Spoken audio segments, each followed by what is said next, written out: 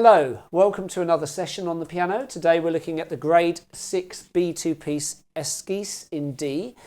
I think I'm pronouncing it correctly. Sketch in D would be the English translation there.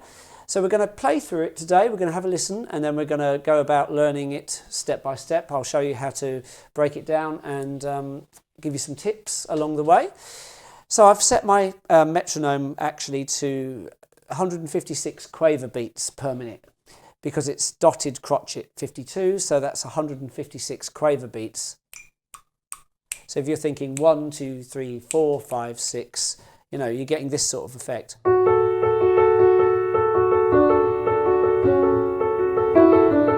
That sort of speed.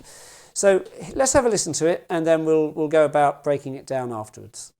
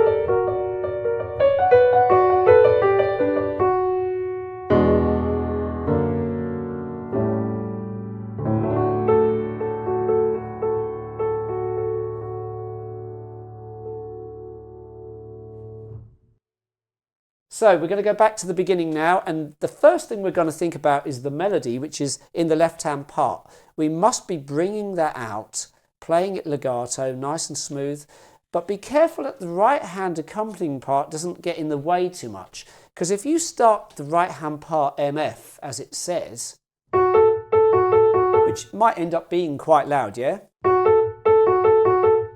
What you don't want is this. If the right hand is top heavy, it's just going to take away from the tune. You need that left hand to be the priority. So I'm really leaning on the left hand part. If anything, I'm thinking of the left hand as forte and maybe the right hand as MP, or slightly more exaggerated than what you might want to do, just to really help things along there in terms of balance. So actually there's not much to say here. The left hand is really just playing the melody, isn't it?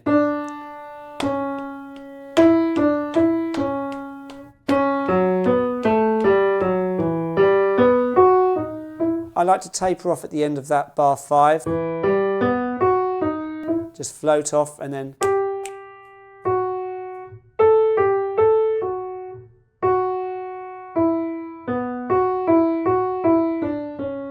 probably a good approach to start with is just learn the left-hand part of page 1. Just get really used to the melody, maybe even try and memorize it, you know, and really get comfortable with that first, because that's the foundation.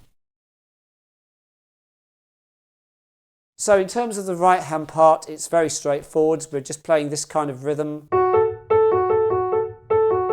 in groups, really. Just be careful that you notice the slurs over each group. So a pair of notes, and then that bit, and then that bit. Yeah, da ba ba ba ba ba ba ba ba ba ba ba. That's the constant rhythm going on there. And of course there's variations, bar 4 and bar 5. Be careful to look out for finger numbers, because actually they are very good guides to gradually manipulate your hand position into a more favourable position in readiness for the next bar. So I think the finger numbers that are written in are well worth keeping an eye on. So actually that's page 1 more or less talked about. Pedalling, of course, and prioritising, just learning the left hand first is what I would do. I think you'll be able to cope with that quite well. The more interesting situation occurs on page 2, where we have at bar 18 a complete change of section, and it just feels totally different here. Lento, so we're slower and we're pulling back, and in fact at this point it feels like we can be a little bit more loose and a bit more rubato in this section. It's a little bit more dreamy and lazy sounding.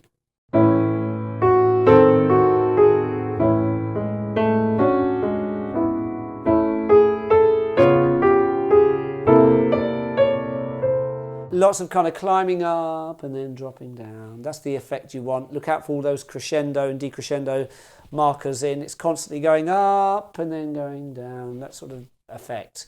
And it's super legato. So you've got to really, it would be a good exercise to try and play it without the pedal, to test how well does it actually sound when it's played without pedaling.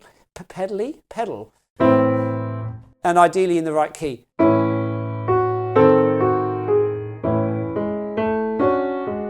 Of course, it won't sound as nice without the pedal, but it's a good test of how well you're playing it legato. So you can do that. I'm going to just fast track through this. And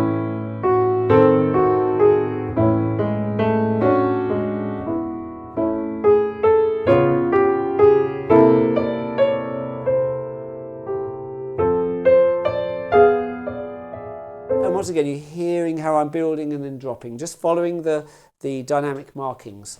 And as we carry on then, bar 23,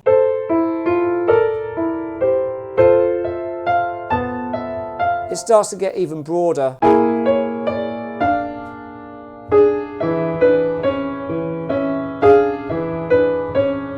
Make sure that you play that G sharp in both bars. I had a tendency to tie the G sharp from bar 26 to 27.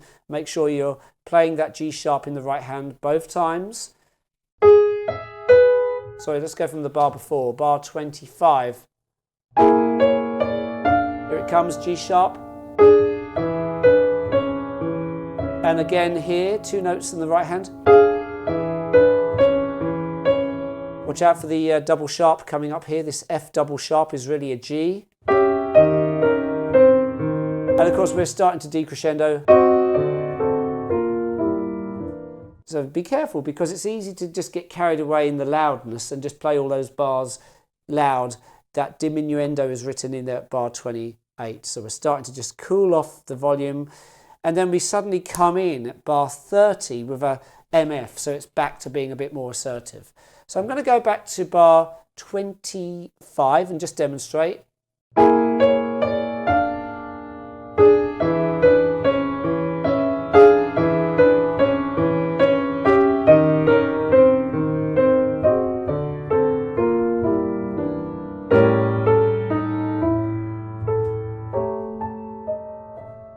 You get that nice contrast there between those two bars where the MF and the piano is written in.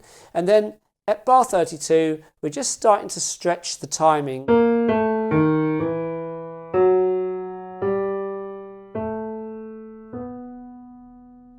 You can really slow things down. I mean, the writ is actually written quite high up away from all of that. It's above the right hand part, which seems like a very strange place to put a writ sign. I would have actually written it right in the middle of the actual bar there, so we don't miss that.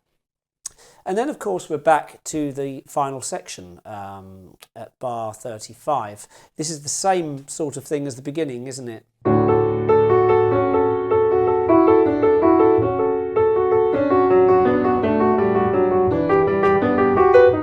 Nothing new there really. And then of course keep remembering to prioritise the left hand being a bit firmer, a bit louder than the right hand part. We don't want a really choppy right hand. that's going to sound horrible, you know. And that coming off each group, which applied at the very beginning as well. And then, of course, as we get to the end of this, if I go from bar 41, yep. I think I played that wrong. Got to get the D there. Yeah.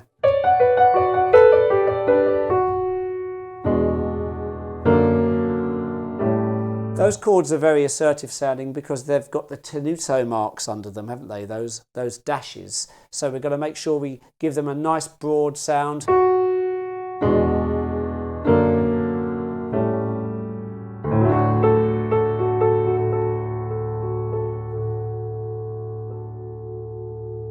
And that's basically it. So good luck with this. I hope what I've talked about has been helpful to you. And I'll probably catch you on some of the other videos coming up soon. So good luck with your preparations. See you soon.